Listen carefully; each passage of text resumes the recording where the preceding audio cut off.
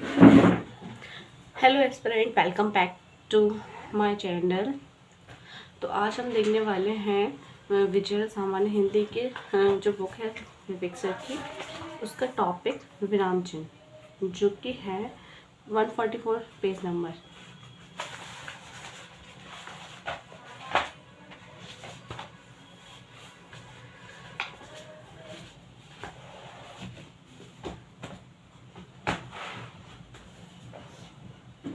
तो पहला क्वेश्चन जो है वो है उपविराम का चिन्ह इनमें से कौन सा है।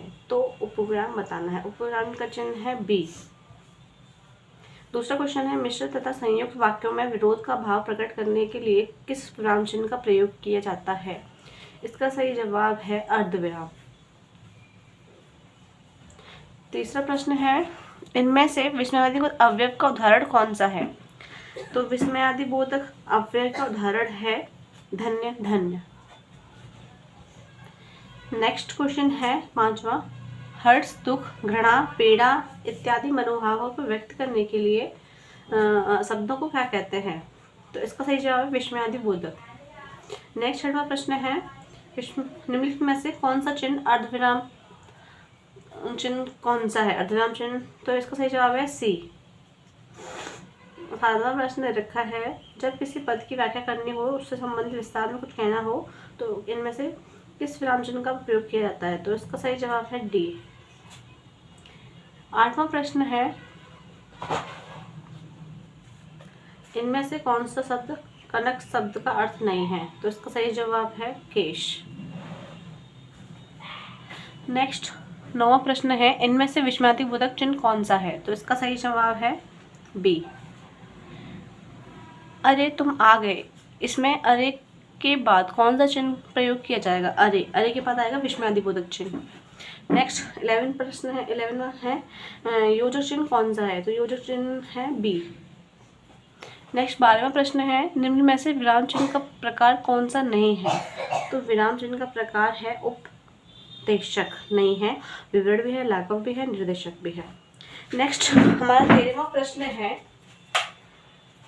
13वां प्रश्न दे रखा है निम्नलिखित में से निर्देशक चिन्ह कौन सा है। तो निर्देशक चिन्ह है ए। नेक्स्ट 14वां प्रश्न है आहा हिमालय की प्रकृति कितने मनमोहक है, इस प्रकार का वाक्य है विस्मयादिबोधक। 15 प्रश्न है रामू जो बड़ा खिलाड़ी है, कल उसकी टांग टूट गई, इस वाक्य में उचित विराम चिन्ह कौन सा है। तो इसका है अल्प विराम। सही जवाब है अल्प विराम। नेक्स्ट 16वां प्रश्न है समानाधिकरण शब्दों के मध्य किस विराम चिन्ह का प्रयोग किया जाता है। तो इसका सही जवाब है अर्धविराम। नेक्स्ट प्रश्न है 17वां जब वाक्य में एक समान अधिकरण का प्रयोग होता है तो किस विराम चिन्ह का प्रयोग होता है। जिसको सही है अर्धविराम। श्री कामता प्रसाद गुरु ने अनुसार विराम चिन्ह को किस भाषा से लिया है। तो इसका सही जवाब है अंग्रेजी। 19वां प्रश्न है विस्मयादिबोधक चिन्ह कौन सा है। तो विस्मयादिबोधक है बी। प्रश्नवाचक और विस्मयवाचक को छोड़कर सभी वाक्यों के अंत में प्रयुक्त होता है। तो सभी वाक्यों जो अंत है उसमें प्रयुक्त होता है पूर्ण विराम। 21वां प्रश्न है यति का अर्थ क्या है। यति का अर्थ है विराम। आहा तुम्हें पाकर कितना आनंद आ रहा है, इस वाक्य में उचित विराम चिन्ह है विस्मयादिबोधक। इनमें से किस वाक्य में उचित विराम चिन्ह का प्रयोग हुआ। तो उसका सही जवाब है MA BEd।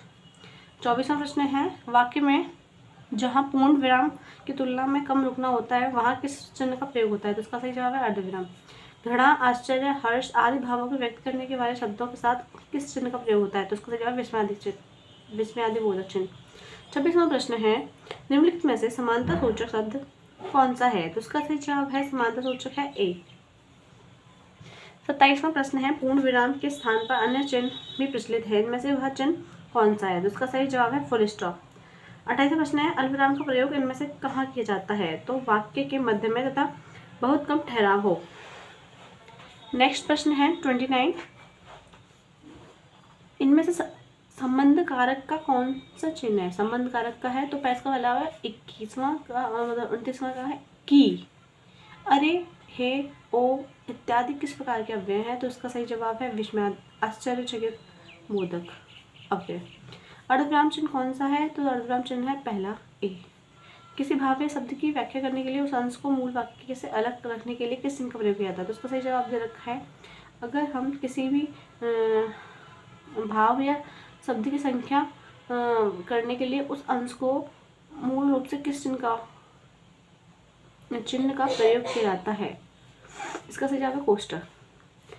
किसी कठिन शब्द का स्पष्ट करने के लिए किस विराम चिन्ह का प्रयोग करते हैं? तो उसका जवाब है कोष्टक। इनमें से विवरण चिन्ह कौन सा है? तो इसका सही जवाब है डी। इनमें से अल्प विराम का चिन्ह कौन सा है? तो अल्प विराम का चिन्ह है बी। इस चिन्ह को क्या कहा जाता है? तो इस चिन्ह को हम कहते हैं अर्धविराम। कर्ता ने चिन्ह का प्रयोग इनमें से कहाँ होता है? सामान्य भूत में। 38वां प्रश्न है, इनमें से कर्म कारक का चिन्ह कौन सा है? तो यह डी को। अरे वाह, आपका आगमन तो आकस्मिक है, वाक्य में रिक्त स्थान पर विराम चिन्ह आएगा, तो इसमें आएगा अरे वाह विस्मयादिबोधक। 40वां ओ, बहुत कठिन समय आ गया है, तो दिए गए वाक्य में उचित विराम चिन्ह बताना है, तो इसमें है आएगा ए विस्मयादिबोधक चिन्ह। विहान कब आया? तो इसमें वाक्य में त्रुटि बताइए। विहान कब आया? तो इसमें है विराम चिन्ह त्रुटि। हे भगवान मेरी रक्षा करो, तो इसमें आएगा विस्मयादिबोधक चिन्ह। नेक्स्ट 42 प्रश्न। अब देखते हैं 43 प्रश्न। 43वां प्रश्न है, जहां वाक्य की गति अंतिम रूप से ले, विचार के तार टूट जाए, वहां किस चिन्ह का प्रयोग किया जाता है? तो इसका सही जवाब दे रखा है पूर्ण विराम। श्री कामता प्रसाद गुरुजी ने अनुसार विराम चिन्ह को किस भाषा से लिया हुआ है? तो ये इसका सही जवाब है अंग्रेजी। 45वां प्रश्न है, अल्प विराम चिन्ह को पहचानिए, तो इसका सही जवाब है ए। 46 है, मोहन घर आया, थोड़ी देर रुका और चला गया, इस वाक्य में उचित विराम चिन्ह क्या है? तो उसका उचित विराम चिन्ह है ए। राजू को बड़ा अच्छा खिलाड़ी है, कल उसका हाथ टूट गया। राजू तो बड़ा अच्छा खिलाड़ी है, पर कल उसका हाथ टूट गया। 47 का है ए अल्प विराम। नेक्स्ट प्रश्न है 48। भूल सुधारने अथवा शब्द में किसी त्रुटि के सही दिखाने के लिए किस कोष्टक चिन्ह का प्रयोग किया जाता है? तो इसका सही जवाब है बी। 30वां प्रश्न 49वां प्रश्न है, कबीर भाषा के डायरेक्टर थे, तो इस वाक्य में विराम चिन्ह का प्रयोग हुआ है, तो इसका सही जवाब है उद्धृत चिन्ह का। पुनरुक्ति सूचक चिन्ह का पहचान है, पुनरुक्ति सूचक चिन्ह है ए। तुल्यता सूचक चिन्ह की पहचान करें, तो तुल्यता सूचक चिन्ह है ए। टीका सूचक शब्द को पहचाना, टीका सूचक शब्द है ए। तो यहाँ पर हमारे विराम चिन्ह के 52 क्वेश्चंस कंप्लीट होता है। मिलते हैं नेक्स्ट वीडियो में, धन्यवाद।